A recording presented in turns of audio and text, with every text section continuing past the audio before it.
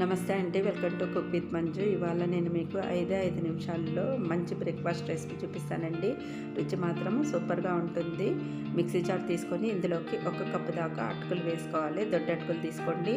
ఇప్పుడు ఇందులోకి 1/2 కప్పు దాకా బొంబాయి రవ్వ, సూజీ రవ్వ వేసుకోవాలి. వీటిని రెండింటిని ఫైన్ పౌడర్లా మిక్సీ పట్టుకోవాలి. ఇలా మిక్సీ పట్టుకున్న దాన్ని ఒక మిక్సింగ్ బౌల్లోకి వేసేసుకోవాలి. ఇలా అంతా వేసేసుకున్న తర్వాత ఇందులోకి ఒక 4 టేబుల్ స్పూన్ దాకా పెరుగేసుకోండి. ఇలా పెరుగేసేసుకున్న తర్వాత ఇందులోకి కొద్దిగా వాటర్ వేసుకుంటూ పిండిని కలుపుకోవాలి. మనకు కన్సిస్టెన్సీ కాస్త గట్టిగానే ఉండాలి కాబట్టి వాటర్ ఒకేసారి వేయకుండా కొద్దిగా వేసుకుంటూ పిండి అనేది కలుపుకోవాలి. చూసారు కదా, ఇలా కొద్దిగా వేసుకుంటూ పిండిని టైట్గానే కలుపుకోవాలి. ఇలా కన్సిస్టెన్సీ ఇలా ఉంటే సరిపోతుంది. ప్లేట్ పెట్టేసుకొని ఒక 5 నిమిషాలు రెస్ట్ ఇవ్వాలి. ఇప్పుడు ప్లేట్ తీసి చూద్దాము.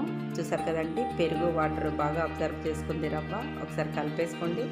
కలుపుకున్న తర్వాత ఇందులోకి సన్నగా కట్ చేసుకున్న ఉల్లిపాయ ముక్కలు, తురుముకున్న క్యారెట్, అలాగే పచ్చిమిర్చిని ఒక 2 తీసుకొని చిన్న ముక్కలుగా కట్ చేసుకొని వేసుకోవాలి.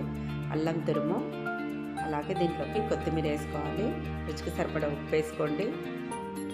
వేసేసుకున్న తర్వాత ఈ వెజిటేబుల్స్ అంతా పిండికి పట్టేటట్టు బాగా కలిపేసుకోవాలి.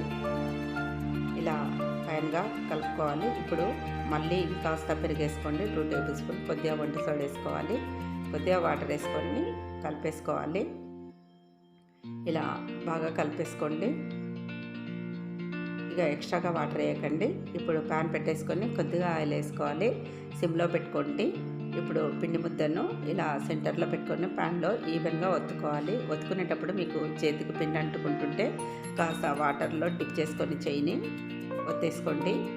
ఇలా అట్టుపైన పిండి కాస్త ఆరిపోయిన తర్వాత సైడ్కి ఆయిల్ వేసుకోవాలి. ఆయిల్ వేసేసుకున్న తర్వాత బాగా కాలనివ్వండి. మీడియం ఫ్లేమ్లో పెట్టుకొని చేసుకోవాలి. ఇప్పుడు మనము తిప్పేసుకుందామండి. చూసారు కదా, ఇలా కాలాలి మనకు.